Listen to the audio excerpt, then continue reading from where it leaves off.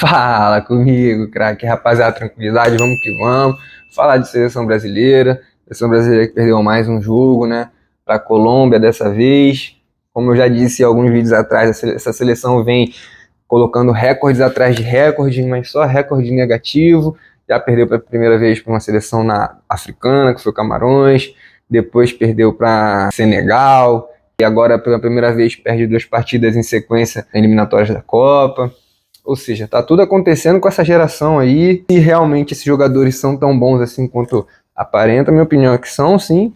E outra opinião é que não é questão de técnico, né? Acho que deve ter muitas outras coisas envolvendo que os jogadores chegam na seleção e acabam tirando um pouco o pé, né? Os clubes devem dar aquela pressionada.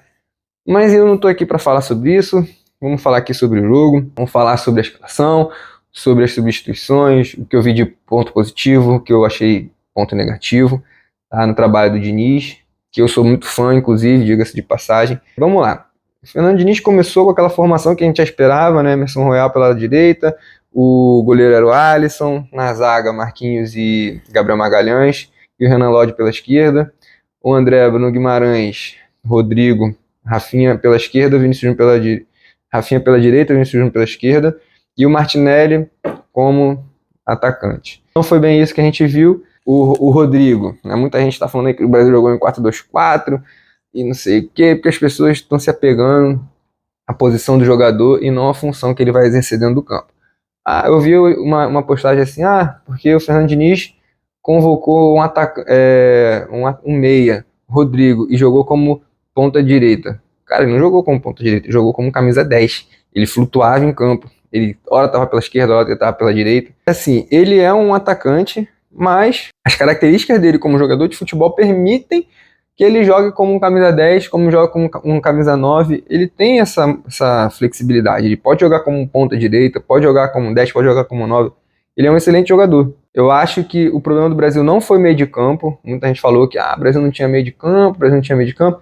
Tinha meio de campo. Era o André, era o Bruno Guimarães e era justamente o Rodrigo.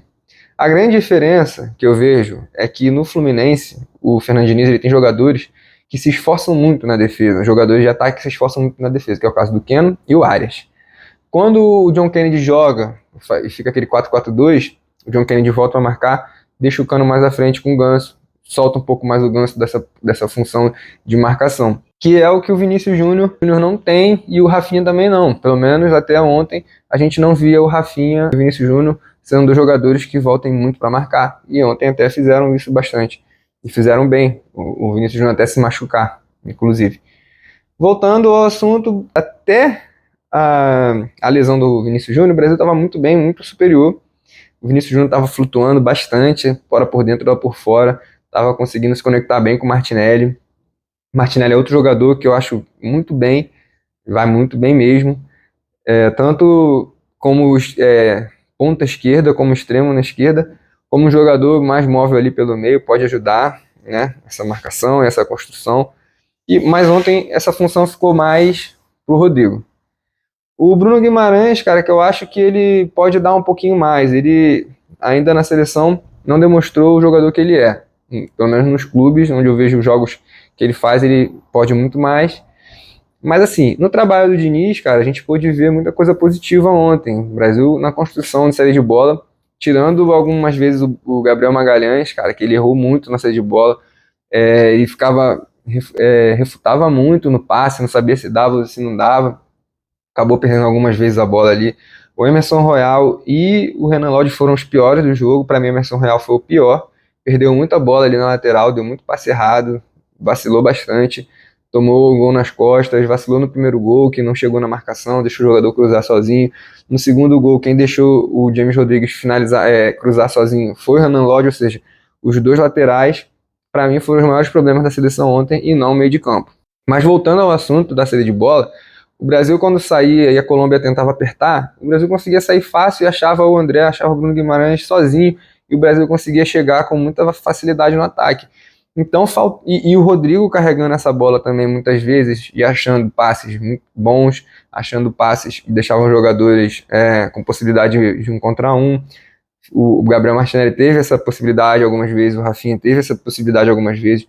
O Rafinha decidiu muitas vezes errado. O João Pedro foi uma substituição que eu achei que poderia ser ou o Paulinho ou o Endrick logo, né? Se o moleque tá ali é porque ele tem condições de jogar. Não achei que ele jogou mal, mas assim, esperava que essa substituição tivesse sido uma substituição para um jogador mais móvel, um jogador que desse mais movimentação e ajuda no meio de campo para o Rodrigo, que ele estava muito sozinho para a construção. O Bruno Guimarães era um jogador que poderia ajudar o Rodrigo, mas ele é um jogador que dá mais passe em profundidade, de abrir jogo, né, dar inversão de bola. Não é um jogador de trabalhar curtinho.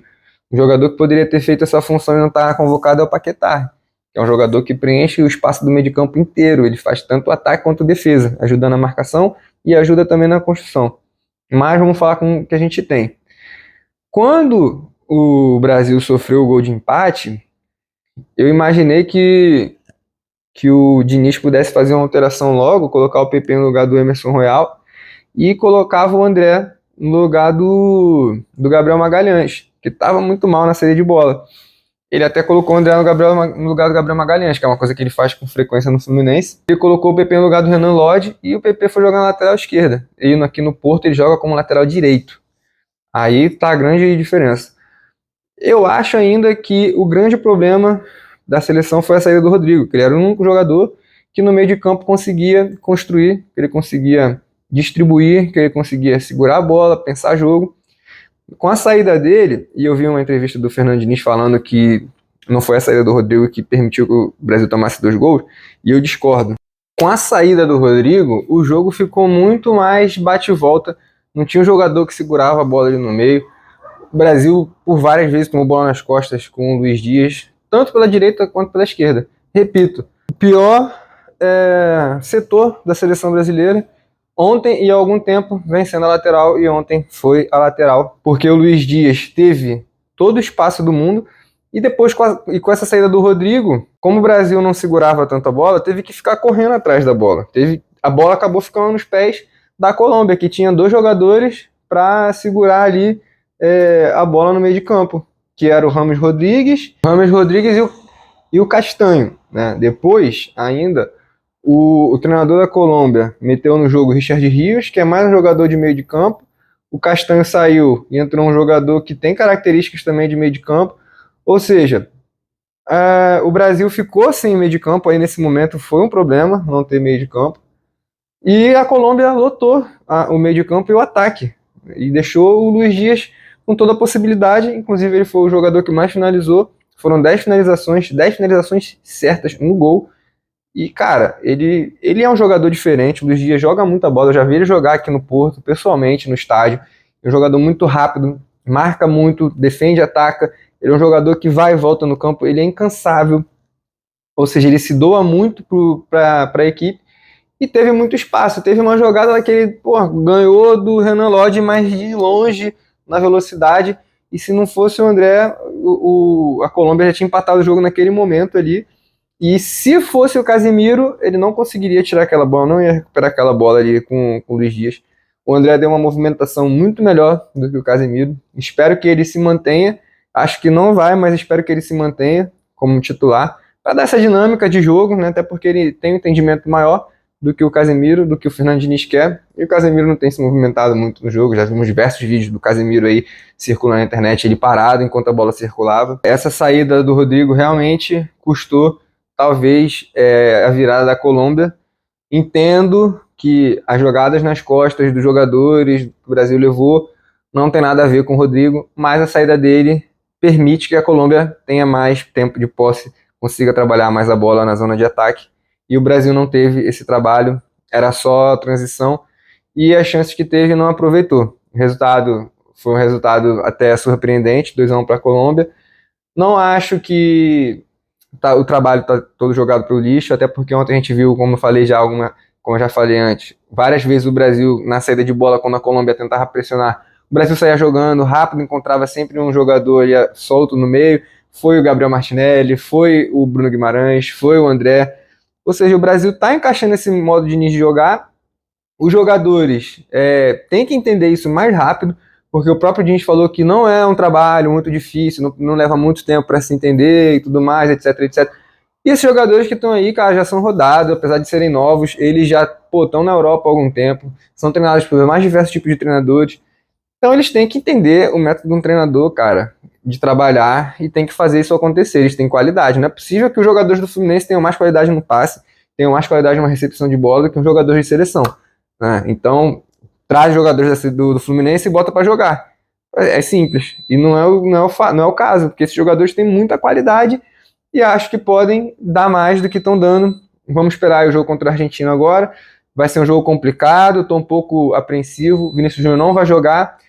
O Fernando Diniz, como é um técnico de convicções, eu acho que ele vai deixar o João Pedro como titular, a não ser que o Gabriel Jesus esteja apto a jogar, tá?